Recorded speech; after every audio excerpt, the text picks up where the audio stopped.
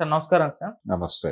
Sir Allu Arjun గారి పైన శాంతి ప్రసాద్ సింగలూరి అనే ఒక జనసేన అడ్వకేట్ తీవ్ర స్థాయిలో విరుచుకుపడ్డారు సార్. అంటే రేవతి అని ఒక మహిళ చనిపోయింది కదా! ఆమెకు అల్లు అర్జున్ గారు 25 లాక్స్ కాంపెన్సేషన్ ఇచ్చారు. అండ్ ఇంకా హెల్ప్ కావాలన్నా చేస్తామన్నట్టుగా ఆయన భరోసా ఇచ్చారు.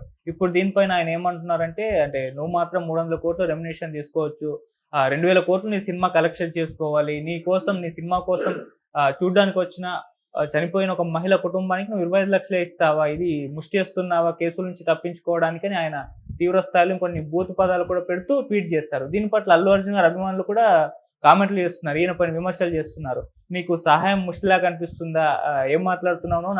ఆ వైపు నుంచి కూడా ఈయనపై దాడి జరుగుతుంది. సో ఎంటైర్‌గా ఆయన కామెంట్స్ చూస్తే మీరు ఏ విధంగా చూడొచ్చు సార్? అంటే ఒకటి ఇక్కడ 25 లక్షలు ఆయన పర్సనల్‌గా అనౌన్స్ చేశాడు అనుకుందాం. ఓకే. పర్సనల్‌గా అనేది ఆయన మొదట రిలీజ్ చేసిన వీడియోలో పర్సనల్ లెవెల్‌లోనే మాట్లాడాడు ఆయన. అయితే సక్సెస్ మీట్‌లో కూడా మాట్లాడాడు. ఇదే దాదాపు ఆ వీడియోలో ఏం మాట్లాడాడో అదే టెక్స్ట్ యథాతథంగా మాట్లాడాడు ఆయన. డైలాగ్ మార్చకుండా. కానీ అక్కడ మాట్లాడుతున్నప్పుడు మేము అనే మాట దొర్లింది. మేము అంటే ప్రొడక్షన్ హౌసు, ఇతర వ్యవహారాలు అన్నీ కలిపి. ఓకే. సో పర్సనల్ లెవెల్‌లో 25 లక్షలు ఇస్తున్నాడా? లేకపోతే టోటల్‌గా ఫరం నుంచి ఈ 25 లాక్స్ పెడుతోందా అనేది ఒకటి.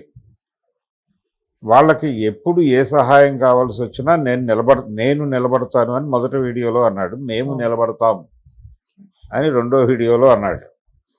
దీంతో వీళ్ళతో లింక్ అయ్యి టోటల్గా మైత్రి మూవీ మేకర్సు ఇతరులు అందరూ కలిసి ఈ 25 లాక్స్ ఆ ఫ్యామిలీకి ఇస్తారా అనేది ఒకటి.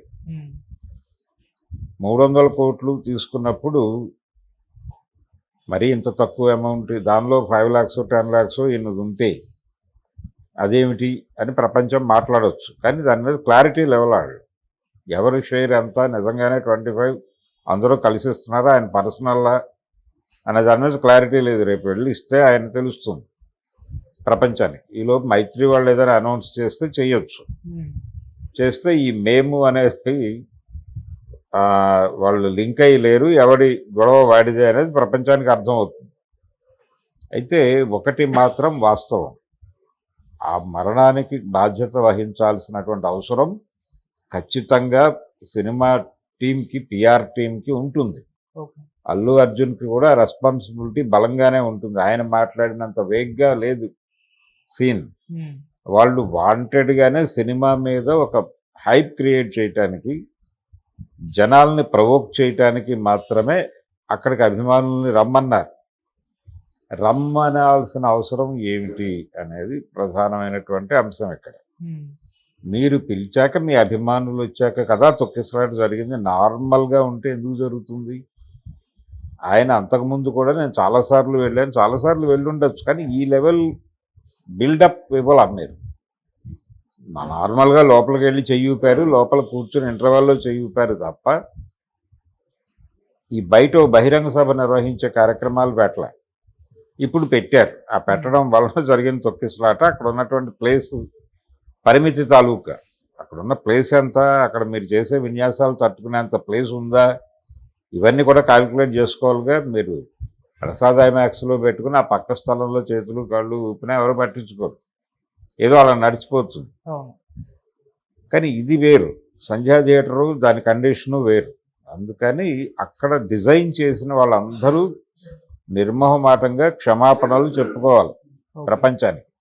ఆవిడ ఒక్కతే చనిపోయారా, లేకపోతే ఇద్దరా ముగ్గురా అన్నది కాదు క్వశ్చన్. ఒక మనిషి చనిపోయే పరిస్థితి మీరు క్రియేట్ చేశారన్నది మీరు కన్ఫెస్ అయితే ప్రపంచం మిమ్మల్ని క్షమించే అవకాశం ఉంటుంది. అది తప్ప మిగిలినవన్నీ మాట్లాడుతున్నాడు ఆయన. కాబట్టి చాలామంది గాయపడ్డారు. అల్లు అర్జున్ అక్కడ విడిగా చేసిన వీడియోలో కానీ ఆయన తర్వాత చేసినటువంటి ఉపన్యాసంలో కూడా నాకేదో గర్వం ఉందని అనుకోకండి, అంటే నన్ను తీసుకెళ్ళి అక్కడ కూర్చోబెట్టాడు సుకుమార్ అని చెప్పి, ఇదేదో గర్వంతో చెప్తున్న మాట అనుకోకండి అన్నాడు. అని మీరు చెప్తే కుదరదు. మీరు గర్వంతో ఉన్నారు, మీరు గర్వంతోనే బిహేవ్ చేస్తున్నారని ప్రపంచం అనుకుంటోంది ఆల్రెడీ. అందుకని కొంచెం తగ్గి కన్ఫెస్ అయ్యేవాడు వినయంగా ఉండాలి. ఆ కన్ఫెషన్ అనే దానిలో వినయం కంటే కూడా కమాండ్ ఎక్కువ కనిపించింది. ఈ కనిపించటం మీద ఎక్కువ చర్చ జరుగుతోంది, ఏమిటి అలా చేశాడని. కాబట్టి ఆ అడ్వకేట్ గారు ఆవేదనలో తప్పేం లేదు, ఓకే. ఆవేదనలో తప్పుందని నేను అనుకోవడం లేదు. వీళ్ళు కొంచెం ఎక్కువ పట్టించుకోవాలి.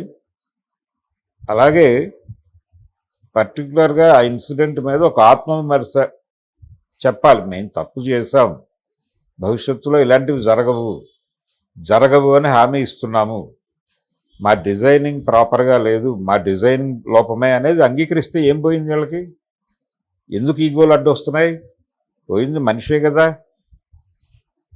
ఆ ఏరియాలో వాళ్ళు క్షమాపణ చెప్పి సారీ చెప్పి ఇన్ ది సేమ్ టైం దానికి తప్పు మాదే అని అంగీకరించే వరకు వాళ్ళ సినిమాలు చూడమంటే ప్రజలు ఏంటి పరిస్థితి? అందుకని ఇది చిన్న విషయం కాదు, ఇది చిన్న విషయం కాదు. ఇలాంటి అటాక్స్ జరగాలి. ఇలాంటి అటాక్స్ జరిగితేనే వాళ్ళు కొంచెం దిగుతారు, నేల మీదకి దిగుతారు. ఆ నేల మీదకి దించడానికి ఇలాంటివి పెట్టాలి, అది జరగాల్సి ఉంది. సార్ ఇక్కడ అడ్వకేట్ విమర్శలు చేయడం ఓకే, దాని వెనకాల ట్యాగ్ ఉంది జనసేన అడ్వకేట్ అంటే జనసేన నుంచి దాడి జరుగుతుందా అని ఒక అభిప్రాయం అయితే ఇలా ఫ్యాన్స్ లో కలిగింది. మరోవైపు అల్లు అర్జున్ గారు నేను సక్సెస్ మీట్ లో పవన్ కళ్యాణ్ గారి పేరు స్పెషల్ గా మెన్షన్ చేస్తూ కళ్యాణ్ బాబాయ్ గారికి థ్యాంక్స్ అని అటువైపు నుంచి ఆయన సర్ది చెప్పుకుంటూ వస్తుంటే ఏ విధంగా చూడొచ్చు సార్ ఇది రెండింటిని? అంటే క్షౌరం అయ్యాక వివరం తెలుస్తుందని మనకు పాత సామెత ఉంది. ఓకే. వీళ్ళతో సయోధ్య లేకపోవడం కొంత బ్యాడ్ అయ్యే ప్రమాదం ఉంది ఆ సినిమాకి అని ఒక ప్రచారం ముందే జరిగింది. ఫైనల్గా వాళ్ళు ఫీల్ అయినట్టున్నారు, కొంచెం కాదులే మరీ మనం ఇబ్బందికరంగా వ్యవహరిస్తున్నట్టున్నాం, ఓవర్ యాక్షన్ చేస్తున్నట్టున్నాం కాబట్టి కొంచెం సానుకూలంగా మాట్లాడదామని అనుకుని ఉంటారు. అనుకుని ఆ మేరకు అలా నడిచింది ఆ ఉపన్యాసం.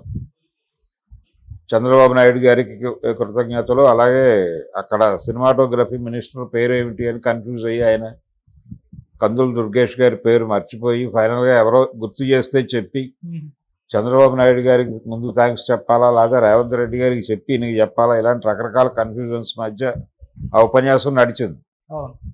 ఆ ఉపన్యాసంలో మేము అన్నాడు మళ్ళీ ఆయన, మేము కాంపన్సేషను 25 lakhs అన్నాడు. ఇది గందరగోళం.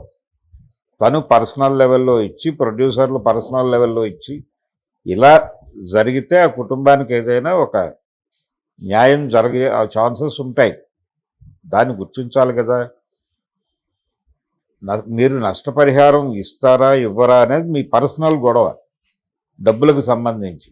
మీరు ఇవ్వకుండా ఉండండి, ఎవరు అడగరు కదా మీ ఇంటికి వచ్చి నువ్వు ఎందుకు డబ్బులు ఇవ్వలేదని. కానీ ప్రపంచం ఏది అడుగుతుందంటే నీవు చేసిన